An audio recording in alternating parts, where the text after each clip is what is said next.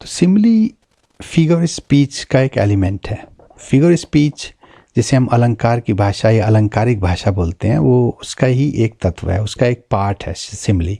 क्योंकि सिमिली जैसे और भी एलिमेंट्स फिगर स्पीच में यूज होते हैं, तो उसके बारे में हम दूसरे वीडियो में बात करेंगे आपसे। तो यहाँ पे सिमिली पे केंद्रित रहते हुए फिगर स्पीच क्यों यूज़ करते हैं लोग, या लेखक या कवि या शायर। तो फिगर स्पीच से क्या होता है कि लैंग्वेज की गरिमा बढ़ जाती है, लैंग्वेज का स्कोप बढ़ जाता है, लैंग्वेज का प्रभाव बढ़ जाता है। और अब कई बार क्या होता है कि छोटी सी बात में बहुत बड़ी बात कह जाते हैं। तो ये एक फिगर स्पीच को राइट जगह पे यूज़ करना एक आर्ट है, और इसीलिए कई लेखक इसमें बहुत पारंगत होते हैं और बहुत फेमस भी होते हैं वो इसी अपनी राइटिंग के कारण। क्योंकि लिख तो हर कोई सकता है, लेकिन जिस तरह से वो लिखते हैं वो हर कोई नहीं कर सकता। तो इसलिए फिगर स्पीच का यूज होता है। और ज़रूरी नहीं है कि फिगर स्पीच जो है सिर्फ पॉजिटिवली यूज हो। कई बार लोग ताने मारने के लिए, उपहास उड़ाने के लिए, किसी का मजाक उड़ाने के लिए भी फिगर स्पीच का यूज़ करते हैं। कहते हैं ना कई बार इनडायरेक्ट, मतलब कोई ताने मार रहा है, या फिर इनडायरेक्टली ऐसे बोल रहा है कि मतलब डायरेक्ट लगे भी नहीं, लेकिन वो कह रहा होता है वो व्यक्ति। तो चलिए अब आगे शुरू करते हैं।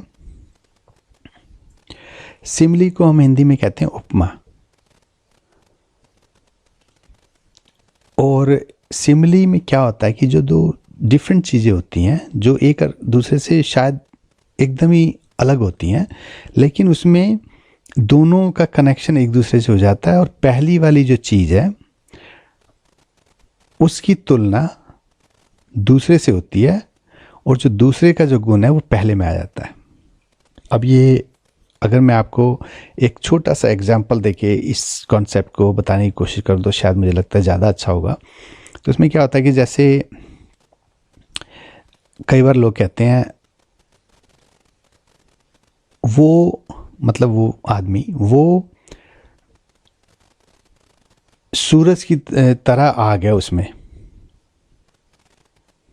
अब क्या हो गया कि वो जो व्यक्ति, मतलब इंसान और जो सूरज है, देख लीजिए अब दोनों इंटायरली डिफरेंट हैं, एक दूसरे से उनका मेल जोल कुछ नहीं है ना।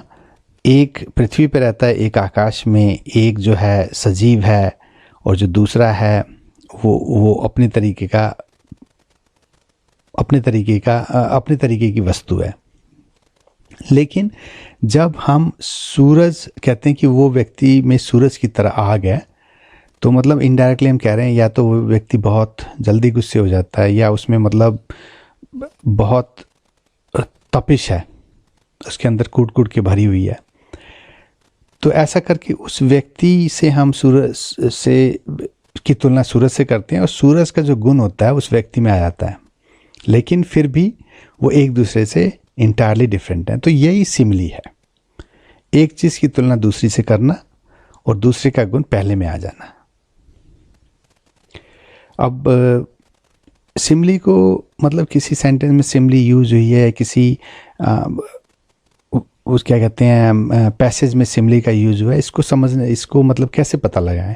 तो इसके लिए सबसे सीधा सा उपाय ये है कि इसमें सिमिली जब यूज होती है तो उसमें या तो लाइक या एज शब्द का प्रयोग होता है।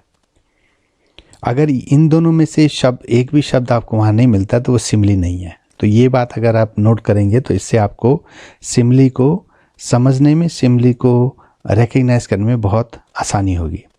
और लाइक और एज, जैसा कि आप जानते हैं, हिंदी में हम इसे जैसे, जैसा, की तरह शब्दों का प्रयोग करते हैं। अब एग्जाम्पल्स थोड़े ले लें आप सिमिली के एज और लाइक का प्रयोग कर जो हमने बताया था।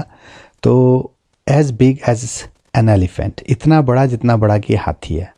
अब फिर देख लीजिए आप, वही बात हो गई कि एलिफेंट है और जो चीज़ है या व्यक्ति है वो एक दूसरे से नहीं मिलते, लेकिन फिर भी एलिफेंट का गुण उसमें आया हुआ दिखाया जा रहा है इसमें।